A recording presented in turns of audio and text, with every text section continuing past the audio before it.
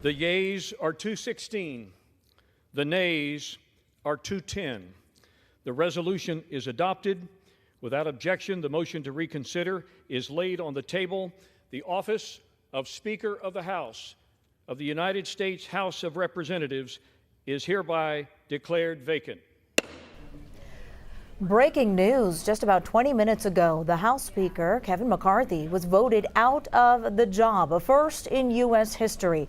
The 216 to 210 vote, forced by a contingent of hard-right conservatives, threatens to plunge the House and its Republican leadership into chaos. No House Speaker has ever been ousted through the passage of a resolution to remove them. Again, this is a historic moment. Now the House will need to elect a new Speaker, but it's not clear who would have the support needed to win the gavel. Gentleman from Oklahoma's time is reserved. Gentleman from Florida. Mr. Speaker, my friend from Oklahoma says that my colleagues and I who don't support Kevin McCarthy would plunge the House and the country into chaos. Chaos is Speaker McCarthy. Chaos is somebody who we cannot trust with their word. The one thing that the White House, House Democrats, and many of us on the conservative side of the Republican caucus would argue is that the thing we have in common, Kevin McCarthy said something to all of us at one point or another that he didn't really mean and never intended to live up to. I don't think voting against Kevin McCarthy is chaos. I think $33 trillion in debt is chaos. I think that facing a $2.2 trillion annual deficit is chaos. I think that not passing single subject spending bills is chaos. I think the fact that we have been governed in this country since the mid-90s by continuing resolution and omnibus is chaos. And the way to liberate ourselves from that is a series of reforms to this body that I would hope would outlast Speaker McCarthy's time here, would outlast my time here, and would outlast either of our majorities. Reforms that I have heard some of the most conservative members of this body fight for, and some of the reforms that we've been battling for that I've even heard those in the Democrat caucus say would be worthy and helpful to the House, like open amendments, like understanding what the budget is. We have been out of compliance with budget laws for most of my life, most of many of your lives. And by the way, if we did those things, if we had single subject bills, if we had an understanding on the top line, if we had open amendments, if we had trust and honesty and understanding, there would be times when my conservative colleagues and I would lose, might be a few times when we'd win. There'd be times that we would form partnerships that might otherwise not be really predictable in the American body politic, but the American people would see us legislating. These last few days, we've suspended the momentum that we had established the week earlier, where we were bringing bills to the floor, voting on them, staying late at night, working hard. That's what the American people expect. It's something Speaker McCarthy hasn't delivered, and that's why I've moved to vacate the chair. I reserve. Gentleman's time is reserved. Gentleman from Oklahoma, Mr. Cole. The one thing I will tell you is, doing the right thing isn't always easy, but it is necessary. I don't regret standing up for choosing governance over grievance. It is my responsibility. It is my job. I do not regret negotiating. Our government is designed to find compromise. I don't regret my efforts to build coalitions and find solutions. I was raised to solve problems, not create them. So I may have lost a vote today, but as I walk out of this chamber, I feel fortunate to have served the American people. I leave the speakership with a sense of pride, accomplishment, and yes, optimism. From the day I entered politics, my mission has always been to make tomorrow better than today. I fought for what I believe in, and I believe in this country of America. My goals have not changed. My ability to fight is just in a different form. You need 218. Unfortunately, 4% of our conference can join all the Democrats and dictate who can be the Republican Speaker in this House. I don't think that rule is good for the institution, but apparently I'm the only one. I believe I can continue to fight, maybe in a different manner. I will not run for Speaker again. I'll have the conference pick somebody else. I hope you realize that every day I did the job, regardless whether you underestimated me or not, I wanted to do it with a smile. Kevin McCarthy is a feature of the swamp. He has risen to power by collecting special interest money and redistributing that money in exchange for favors. We are breaking the fever now, and we should elect a speaker who's better. That is the consequence of that behavior, and I want the American people to trust the speaker. When the speaker makes a promise to either side of the aisle, they ought to keep it. I think a lot of people conflate the fact that the Democrats want Kevin McCarthy out for one reason and conservative Republicans want him out for another reason. It doesn't make us less conservative. It makes us more practical in how we get the spending bills done. Former President Trump showed up at the New York courthouse today for the third day in a row, and he took questions from reporters, including one on the idea floated by a handful of Republicans that Trump should be Speaker of the House, even though the rules prevent that. Some House Republicans have been in contact with and have started an effort to draft former President Donald Trump to be the next speaker.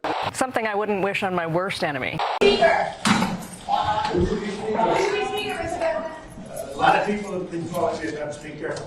All I can say is we'll do whatever's best for the country and for the Republican Party. We have some great people. We just want to say we have some great people. Would you take the job?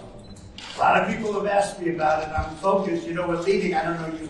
I'm sure you don't read too much in the papers, but we're leading by like 50 points for president. You know, my focus is totally on that. If I can help them during the process, then we do it. But we have some great people in the Republican Party that could do a great job as Speaker. Margaret Taylor Greene called for you to be Speaker yesterday. I think she's a wonderful woman. A lot of other people call for that too. I'll do whatever it is to help, but my focus, my total focus is being president and, quite honestly, making America great again, because we are living in a country in decline. This is a country that's failing badly. We're not respected in the world. Interest rates are through the roof, taxes are through the roof, inflation is horrible. What it's done to us is eating us alive. Energy is now over $5. I was at $1.87. It's over $5. What's happened to our country with Afghanistan, that horrible removal, the most embarrassing moment, I think, in our country's history. So I'm running for president. I'm up by 40 and 50 points and more in some cases. But whatever I can do to help with regard to Speaker is good. By the way, I'm also leading Biden by a lot. If I wasn't, I wouldn't have trials like this. Thank you very much. How is Melania? Pass the bills that need to be passed. We've done a lot of that. Biggest one, of course, is H.R. 2, the Immigration Border Security legislation. Frankly, I wish Chuck Schumer would bring it up. He can amend it. He can change it. But take it up. It's the biggest. I mean, I think Mayor Adams is somewhere in Central America as we speak. This is how bad this problem is. Democrats get it. Republicans get it. Independent Americans get it. So bring it up. Make changes to it. Then let's go to a conference committee. Hash it out. We'll have Republicans, Democrats, hash it out. They'll get a majority of Democrats from the Senate. We'll have a majority of Republicans. But we'll sit down, hash it out, put that bill up for a vote. That's how this system works. But they won't even take it up. They won't take it up. They just keep talking. Meanwhile, Eric Adams says he talks about how it's hurting his city, one of our great cities. So I do not understand that. Just take our bill up. What about Ukraine? Are you willing to move forward with an aid package for Ukraine if you're Speaker? I'm against that. What I understand is at some point we're going to have to deal with this appropriation process in the right way. And we're going to try to do that in the next, what are we down to, 41 days. The most pressing issue on Americans' mind is not Ukraine. It is the border situation, and it is crime on the streets, and everybody knows that. So let's address those. If the Senate wants to send us something on other issues, that's their prerogative. But that's what we got to do. To some of those 8 holdouts, how are you going to get them in line if you were to become the Speaker? I mean, those I disagree with what took place, but those guys are friends of mine, and I think that's the message I've been talking to my colleagues about is who can bring the 8 into the part of the team, who can unite our team. I think I can do that. If I didn't think I could do that, I wouldn't run. And I also think I can take our message to the American people, so the country knows what we're trying to do and how we're working for them. And those are the 2 fundamental questions. Who's better equipped to do that? Bring the team together, and take the message to the country. On Ukraine, you've made clear you're against additional funding for Ukraine, but a lot of your Republican colleagues disagree. Can you really unite Republicans if you're not open to additional funding for Ukraine? I've been clear that there are two fundamental questions that need to be answered. What's the goal? Is the goal some negotiated peace? Is the goal some get them out of eastern Ukraine? Is the goal to get the Russians out of Crimea, which they took during the Obama administration, they've had for now 9 years? What is the goal? What is the objective? Second question, if you can tell us what the goal is, how's the money being spent? How can we account for that? I think the American people are entitled to know the answer to those two questions before we continue to send their hard-earned money to protect Ukraine's border when we have what's happening on our border. I got to run. I got to get on the phone. We are continuing to follow the search for a new Speaker of the House. Former President Donald Trump announced he is backing Ohio Representative Jim Jordan. In a post on Trump's social media site Truth Social, he endorsed the representative, calling him a star. Jordan is one of several possible Republican candidates that could replace Kevin McCarthy after his ousting earlier this week. What happened on September 30th, 2023?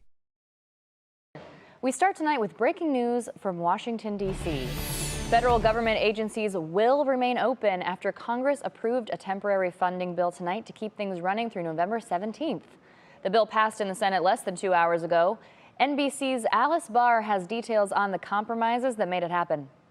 Reconsider is laid on the table. With 3 hours to spare before a midnight shutdown deadline, unexpected relief in the halls of Congress. I have very good news for the country. Democrats and Republicans have come to an agreement, and the government will remain open. The bill is passed. The Senate passing a short-term funding deal that came together in the House at the last minute to prevent a government shutdown. Republican House Speaker Kevin McCarthy defying hard-right members of his own party by putting a bill on the floor that extends government funding for 45 days without adding spending cuts or new border security policies. It passed with more Democratic votes than Republican. When are you guys going to get over that it's all right that you put America first? That it's all right if Republicans and Democrats join together to do what is right? If somebody wants to make a motion against me, bring it. There has to be an adult in the room. One Democratic senator initially objected to the deal because it does not include funding for Ukraine, but leadership is promising to take that up separately. I'm confident the Senate will pass further urgent assistance to Ukraine later this year. Urgent priorities yet to be resolved, with 45 days to go until the next shutdown deadline. They only care about funding Ukraine and funding that war. And then I'm listening to people in here talk about they want to kill Russians while the Mexican cartel is killing Americans. And this administration has lost nearly 100,000 migrant children. I haven't heard a plan in there to change it and fix the problem. Excuse me, I'm not finished. Here's the other problem. When we have a conference that wants to continue the same garbage that is happening over and over again, that's producing failure while the government shut down the American people and everybody in this damn building receives a taxpayer-funded paycheck, it just shows that Washington, D.C. does not care about the American citizens, doesn't care one single bit. Would you support a kind of continued resolution with no Ukraine funding and disaster relief attached to it? No, I haven't heard a plan yet to stop the annual failure, and that's what I'm asking for. I'm asking for a plan. Here's the deal. I fought for the speaker. I fought for the gavel. I've donated, I've paid all my dues to my conference, and I've paid even then some. I also voted for the debt ceiling, and I got attacked over it. But I told my constituents and I told the country, when it comes to appropriations, you better bet I'm going to use my voting card to make sure this place does its job. And I haven't heard a plan yet. So are you frustrated with the speaker right now? I'm frustrated with everyone. I'm frustrated with a president who took millions of dollars through money laundering and his family, and he's defending Ukraine and not our southern border. I'm frustrated. I am so frustrated with the Department of Justice that wants to persecute all its political enemies, but yet doesn't do anything about the crime in Washington, D.C. I'm frustrated with America Last overall, and I'm not participating until somebody gives me a plan or helps me produce a plan or will work with me to produce a plan that's actually going to change this system to work for our country, because it's our people that pay for it all. So what is the plan that they're presenting in there? There's multiple things. Okay, what CRs, are those? continuing resolutions, continuing the same bullshit over and over. Congresswoman, don't you... Thank you, Mr. Speaker. I rise to raise a question. What was the secret side deal on Ukraine? House Democrats and President Biden have said that as Speaker McCarthy was asking Republicans to vote for a continuing resolution so as to avoid having to take the Senate's plus up in Ukraine money, that the Speaker of the House was actually cutting a side deal to bring Ukraine legislation to this floor with President Biden and House Democrats. So let me get this straight. To extend Joe Biden's spending and Joe Biden's policy priorities, the Speaker of the House gave away to Joe Biden the money for Ukraine that Joe Biden wanted. It is going to be difficult for my Republican friends to keep calling President Biden feeble while he continues to take Speaker McCarthy's lunch money in every negotiation. The Speaker of the House has responded to these reports of a secret side deal on money for Ukraine, opaquely stating that he still wants to fund Ukraine and our border. I have a few replies to this statement. First, the Speaker's statement confirms the existence of a secret deal. And I have talked to members of our own leadership who have said they didn't even know that Speaker McCarthy was negotiating a secret side deal outside of our conference, outside of his own leadership team, for the sake of Ukraine. Second, Ukraine has lost the support of a majority of the majority. The last time there was a freestanding Ukraine vote on this floor, it was last week. 101 Republicans voted for it, 117 Republicans voted against it.